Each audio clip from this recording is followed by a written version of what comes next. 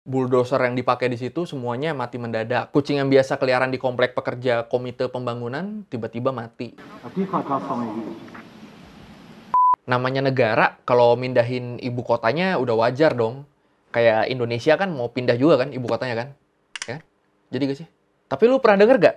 Di Myanmar, waktu terakhir mereka mindahin ibu kotanya di tahun 2006, mereka tuh sampai ikutan mindahin hantu-hantunya. Dan ini bukan kegiatan dukun atau paranormal gitu. Ini tuh beneran operasi resmi dari negara. Waduh. Penasaran? Ya udah langsung aja kita bahas tentang operasi pemindahan hantu di ibu kota baru di Myanmar. Di Learning by Googling. Kalau di Myanmar itu kota yang paling terkenalnya kayaknya Yangon ya. Sampai banyak banget orang yang nyangka kalau Yangon ini adalah ibu kotanya. Ya nggak salah sih, karena Yangon ini emang sempat jadi ibu kota Myanmar. Habis itu ibu kotanya dipindahin ke Naypyidaw. Dan alasan pemindahannya ini macam-macam. Mulai dari ketakutan karena Yangon ini dekat sama laut, takut resiko invasi, sampai karena nasihat tukang ramal ke pemimpin Myanmar saat itu, Than Shwe. Jadi peramal ini ngingetin ke Than Shwe kalau sampai dia nggak mindahin ibu kota Myanmar ini, rezim dia nanti bakal tumbang. Waduh, ini kayaknya habis itu peramalnya pindah ke Indonesia, ganti nama jadi... Shut up! Nah akhirnya dibikinlah kota Naypyidaw ini, dipindahin ibu kota ke situ, sampai akhirnya kota Naypyidaw ini menjadi kota yang sangat unik. Jadi kota ini nih luas banget, lebih luas dari Jakarta. Tapi ya karena ini kota baru kali ya, penduduknya itu dikit banget. Jadi kota ini tuh ya beneran sepi sanying-anying. Why is he lying on the road? Where is everybody? Is it a Sunday? A holiday? Perbandingan jumlah penduduknya tuh ya, misalnya sama Jakarta ya. Kalau di Jakarta, per kilometer perseginya itu ada sekitar 14.464 orang. Di Naypyidaw, per kilometer perseginya cuma ada 130 orang. Gila, lega banget kan di kota. Wow, mantap. Makanya saking gede tapi sepinya ini kota, akhirnya turis-turis yang main ke sana itu menjuluki Naypyidaw sebagai kota hantu. Lu cek aja di YouTube, itu banyak vlog bule-bule yang main ke Naypyidaw. Dan ya mayoritas dari mereka yang ngejulukinnya kota hantu. Sebenarnya ini julukan yang tidak tepat ya, karena kan hantu-hantu di Naypyidaw itu udah dipindahin semua. Maksudnya dipindahin tuh gimana sih? Oke, gue ceritain. Jadi pembangunan Naypyidaw pada tahun 2006 itu dimulai dari Kabupaten Tatkon. Kapten Aung Khan akhirnya ditugaskan buat jadi pemimpin operasi pemindahan makam di area tersebut. Buat nantinya dibangun biara sama pengadilan negeri. Ini kan kota udah luas banget ya sebenarnya ya. Kenapa kuburannya masih kena gusur ya? Don't ever ask me. Menurut cendekiawan urusan agama di Myanmar, Benedicte Brack de la Perrière, nih bener baca sih ya Allah. Ya pokoknya menurut Benedicte ini, Tatkon itu adalah tempat penguburan banyak tentara Jepang pada zaman Perang Dunia Kedua. Dalam kepercayaan orang Myanmar, manusia yang meninggal secara menderita, salah satunya karena perang, itu akan menimbulkan residu spiritual yang tidak bisa dilepaskan sepenuhnya oleh proses pemakaman. Ya simpelnya bakal gentayangan di dekat jasadnya. Karena itu makanya Kapten Aung Khan ini nganggep kalau pemindahan makam di Tatkon ini adalah tugas yang beresiko. Dia takut hantu-hantu di sana bakal marah karena nggak mau dipindah. Akhirnya Kapten Aung Khan ini bikin strategi biar semuanya tetap aman, biar hantu-hantu di sana nggak marah. Militer sana kok kerjanya gini-gini amat ya. Jadi strateginya adalah pertama mereka mindahin kuburannya dulu. Semua jasadnya tuh dipindahin ke kuburan baru di luar kota Naypyidaw. Habis itu pemerintahnya nyewa truk. Tepatnya ada 12 truk. Lu tahu truk ini buat apa? Buat mindahin hantu-hantunya ke makam yang baru tadi. Buat ngangkut hantu-hantu di sana ke makam yang baru. Aduh, pusing gua. Aduh. Selain nyewa 12 truk tadi, pemerintah di sana itu juga nge-hire seorang natsaya. Natsaya ini nih pengendali arwah. Jadi tugasnya adalah ngawasin dan ngarahin arwah-arwah di sana biar menuju ke truk yang disediakan. Akhirnya 12 truk ini nih bolak-balik nganterin hantu-hantu itu tuh selama 3 hari non-stop. Dan katanya kalau di total nih perjalanan bolak-balik mereka itu ada 108 kali. Waduh.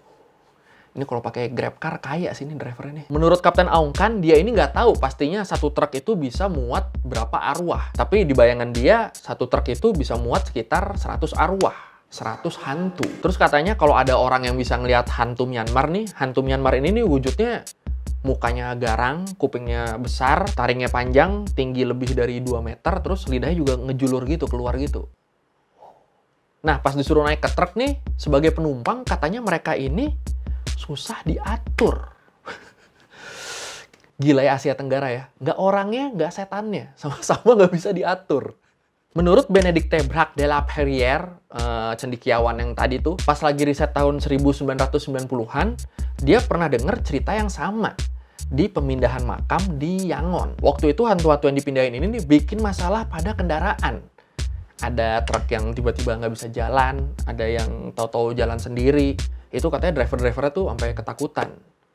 Ini kalau gini harusnya belajar dari pengalaman ya. Lain kali kalau mau mindahin hantu, jangan cuma manggil nat saya. Manggil montir juga. Okay, who's next? Balik ke pemindahan hantu yang di Naypyidaw. Kalau yang di sini nih, masalahnya nih katanya hantu-hantunya ini rebutan. Pengen duduk di kursi depan. Ini cerita apaan sih, aduh. Aing atuh nu dipayun, aing atuh, Nah, pas udah mulai rusuh nih, baru nat saya ini turun tangan. Ditertibin tuh semua hantunya. Akhirnya semuanya duduk di belakang. Nggak boleh ada yang duduk di depan. Terus kata Kapten Aung Kan, truknya pas udah keisi nih, pas udah full tuh katanya truknya ini jadi sulit bergerak. Terus pas lewat di tanah yang lembek, katanya kelihatan tuh truknya masuk ke dalam gitu. Oke, Kapten. Udah kan kelar tuh akhirnya pemindahan setelah 3 hari bolak-balik. Ternyata ada masalah baru. Di malam hari abis pemindahan, asistennya Kapten Aung Kan ini mimpi didatengin 3 hantu.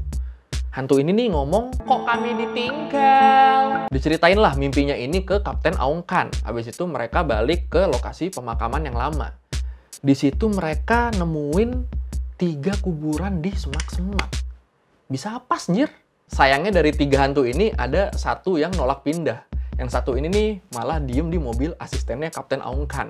Nah, abis itu mulailah timbul kekacauan-kekacauan. Bulldozer yang dipakai di situ semuanya mati mendadak. Kucing yang biasa keliaran di komplek pekerja komite pembangunan tiba-tiba mati. Terus yang paling malesin, pas malam-malam, asistennya ini didorong dari tempat tidur. Padahal dia tidur sendiri. Aduh. Gue kalau jadi asistennya sih bete sih. Apa gue mulu sih yang kena? Akhirnya besoknya Kapten Aung Kan manggil nat saya lagi buat bantu mindahin roh-roh yang tersisa ini. Nat saya yang ini namanya Unain Laswe. Cowok, umur sekitar 60 tahunan. Pas datang tuh pakai kemeja putih sama pakai long yi. Kayak apa sih? Sarung tradisional Myanmar. Kalau Unain Laswe ini katanya dia ini udah akrab sama setan-setan di pemakaman Tat Kon. Katanya soalnya dia udah biasa meditasi di sana. Sampai udah temenan sama Ma Phaiwa. Siapa tuh? Ma Phaiwa ini adalah salah satu setan paling legendaris di Myanmar. Biasa dikenal juga sebagai setan pembawa peti mati. Setan ini nih menurut Unain Laswe ini suka nyamperin dia. Nanya, Unain Laswe butuh apa? Baik juga ya setannya. Dia yang bertanggung jawab atas semua arwah di situ. Bentuknya pun katanya cantik dan bersih. Iya, cantik bersih, tapi bawa peti mati. Ya udah akhirnya dengan bantuan Unain Laswe dipindahin lah ini 3 arwah terakhir di sana. Tapi sumpah ya, ini tuh salah satu cerita operasi militer yang paling aneh yang pernah gue denger sih. Militer disuruh mindahin pengungsi, udah biasa kan. Nah ini militer disuruh mindahin hantu. Pakai truk sampai 108 kali bolak-balik, 3 hari berturut-turut. Tapi coba kalau mungkin di daerah lu ada ritual-ritual yang gak masuk akal tapi tetap dilakuin, boleh di-share di komen kali. Tapi jujur aja abis denger cerita ini, gue jadi tertarik pengen ke Naypyidaw sih. Gue pengen lihat jalan 8 ruas gitu bisa muat 8 mobil, tapi yang lewat cuma motor 1. Gue juga lihat di YouTube ada bule liburan ke sana nginep di hotel dengan 146 kamar. Tapi tamunya mereka doang. Ya serem-serem asik gitu sih ya. Tapi kan kita nggak perlu takut didatengin hantu. Karena kan hantunya tadi udah dipindahin semua tuh. You will soon pay for what you did to me. Oke, sekian learning by Googling kali ini ya tentang operasi pemindahan hantu oleh pemerintah Myanmar. Gimana? Aneh apa biasa aja? Ya pokoknya kalau lu mau nambahin kali ada info yang nggak gue masukin, atau mau revisi kali gue ada yang salah, atau mau nanya bisa langsung tulis di komen, kita diskusi di situ kayak biasa. Pokoknya thank you udah nonton, jangan lupa like, comment, subscribe. Bye.